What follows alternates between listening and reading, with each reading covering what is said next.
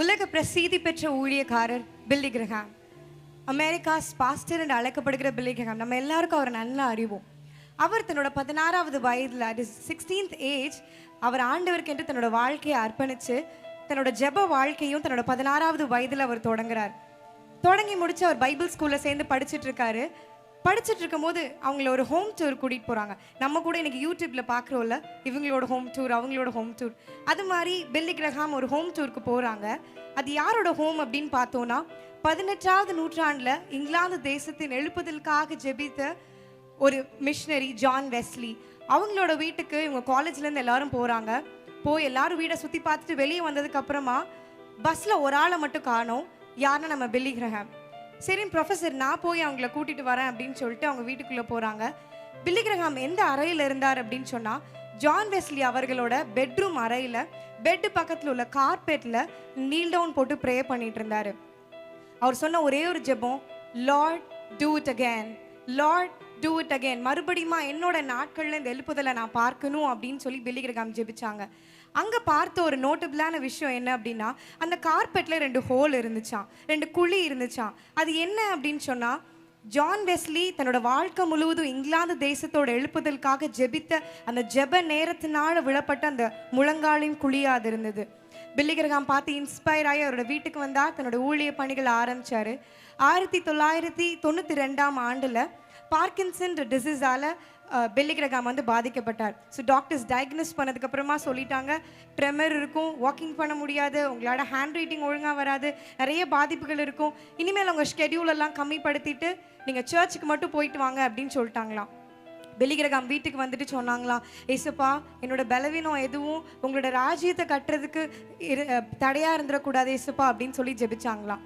இன்றைக்கி கூட நம்ம எல்லாரும் ஜெபிக்கிறோம். நம்ம சிறு வயதுலேருந்தே ப்ரேயர் லைஃப்பில் நம்ம எல்லாரும் வளர்ந்துருப்போம். இப்போ ஒரு நிமிஷம் எல்லாரும் கண்ண முடிங்களேன், ஒரு 5 செகண்ட்ஸ்க்கு. இந்த 5 செகண்ட்ஸ் என்ன பண்ண போறீங்கன்னா, நான் சொல்கிறத மட்டும் கவனிக்க போகிறீங்க. நம்ம கண்ணை மூடி இருக்கும் போது, நம்மளோட கண்கள் டிஸ்ட்ராக்ஷன்ஸ் இல்லாமல் மூடி இருக்கும் போது, நான் பேசுறது மட்டும்தான் இங்கே இருக்குது. இங்கே சுற்றி எத்தனையோ சவுண்ட்ஸ் இருந்தாலும் நான் பேசுறதை மட்டும்தான் நீங்கள் கவனிக்கிறீங்க. கண்ணை திறந்துக்கோங்க. இதே மாதிரி தான் பைபிளில் சங்கீதம் 25ஆம் அதிகாரத்தில் சொல்லப்பட்டிருக்கு, என் கண்கள் கர்த்தரை நோக்கி கொண்டு இருக்கிறது. நம்ம ஜெபிக்கும் போது, நம்ம கண்களை மூடும்போது எல்லா டிஸ்ட்ராக்ஷன்ஸை தாண்டி நம்ம தேவனை நோக்கி பார்க்குறோம். நம்ம கையை கூப்பி இல்லை கையை உயர்த்தி ஜெபிப்போம்ல, it means like pressure points எல்லாம் நம்மளோட கையில் இருக்குது. ஸோ அந்த கையை கூப்பி இல்லை கையை உயர்த்தி 1 தீமோத்தேயுல அழகாக வேதம் சொல்லுகிறது, என்னோட கைகளை பரலோகத்துக்கு நேராக நோக்கி வேண்டிக் கொள்கிறேன் அப்படின்னு சொல்லிட்டு. அதே மாதிரி நம்ம ஜெபிக்கும் போது it gives relaxation to our body. when it comes to ஹார்ட்டில் நிறைய நோய் வருதுல்ல, ஏன்னா ஸ்ட்ரெஸ்னால நம்ம நிறைய மனதில் பாரங்களை வச்சிருக்கனால ஹைப்பர் டென்ஷன், ரத்த அழுத்த நோயெல்லாம் வருது. பட் தென் ஒரு ஜெபிக்கிற மனதனுக்கு ஹைப்பர் டென்ஷனே வரதில்லையா, பிகாஸ் அவரோட மனதெல்லாம் ஊற்றி ஜெபிக்கிறான். அண்ணால் எப்படி தன்னோட இருதயத்தை ஊற்றி ஆண்டவர்கிட்ட ஜெபிச்சாங்களோ, நம்மளும் ஜெபிச்சோம் அப்படின்னா நம்மளால எப்படி மாற முடியும். நீதிமொழிகளில் சொல்லப்பட்டிருக்க, a cheerful heart is a good medicine, மன மகிழ்ச்சி நல்ல ஔஷதம் அப்படின்னு சொல்லிட்டு. நம்ம நல்ல இருதயத்தோடு வாழும்போது, நம்ம நல்லா ஜெபிக்கும் போது நம்ம நல்ல இருதயத்தோடு வாழலாம். when it comes to brain, நம்ம நிறைய பேர் வயசு ஆக ஆக இல்லை நிறைய வேலைகளில் ஈடுபடும் போது நம்மளோட காக்னிஷன் மெமரி, நம்மளோட யோசிக்கும் திறனும் நம்மளோட ஞாபக சக்தி திறனும் கம்மியாகுது அப்படின்னு சொல்கிறோம். அதை பற்றி பார்க்கலாம். இப்போ பார்க்கின்சன் நோயால் நம்ம பில்லி கிரஹாம் பாதிக்கப்பட்டிருக்காரு. ஸோ அதனால் இதுக்கப்புறம் அவரால் யோசிக்க முடியாது, மெசேஜ் கொடுக்கும்போது ப்ரேயர் பண்ணும்போது அவரால் யோசிக்க முடியாதுன்னு சொல்லிட்டாங்க. ஆனால் அவரோட வாழ்க்கை அப்படி முடியலை. பார்க்கின்சன் நோய் வந்ததுக்கப்புறமா 26 ஆண்டுகள் ஒரு உலகத்தில் வாழ்ந்தாங்க.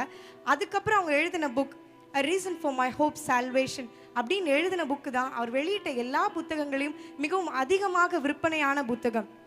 எதுக்கப்புறம்னா, ஹேண்ட் ரைட்டிங் எழுத முடியாது, இதுக்கப்புறமா அவரால் நடக்க முடியாது, இதுக்கப்புறமா அவரால் யோசிக்க முடியாதுன்னு சொன்னதுக்கப்புறமா தான் அவர் நிறைய சாதிச்சிருக்கார். ப்ரேயர் பண்ணும்போது ஒரு பாயிண்ட் கூட மிஸ் பண்ணாமல் அவர் ப்ரேயர் பண்ணுவாராம். அவ்வளோ தூரத்துக்கு ஞாபக சக்தியை கொடுத்துருக்காங்க. when we pray, நம்மளுக்கும் ஆண்டவர் நல்லா யோசிக்கும் திறன், ஞாபக சக்தியை கொடுத்து நம்மளை வளர்ப்பார். எப்படி ஒரு பில்லி கிரஹாம் எந்த நோயினால் பாதிக்கப்பட்டாலோ அதுக்கப்புறமா அவரோட ஜெப வாழ்க்கையினால் அவர் அடுத்த ஆண்டவரோட முன்னேறி வந்தாரோ, நம்மளோட வாழ்க்கையிலையும் எது நம்மளுக்கு தடையாக இருந்தாலும் நம்ம இந்த வாலிப காலத்திலிருந்து நம்ம ஜெபிப்பதை ஒரு ப்ராக்டிஸாக வச்சுருந்தோம் அப்படின்னா நம்ம எதையும் மேற்கொள்ளலாம்.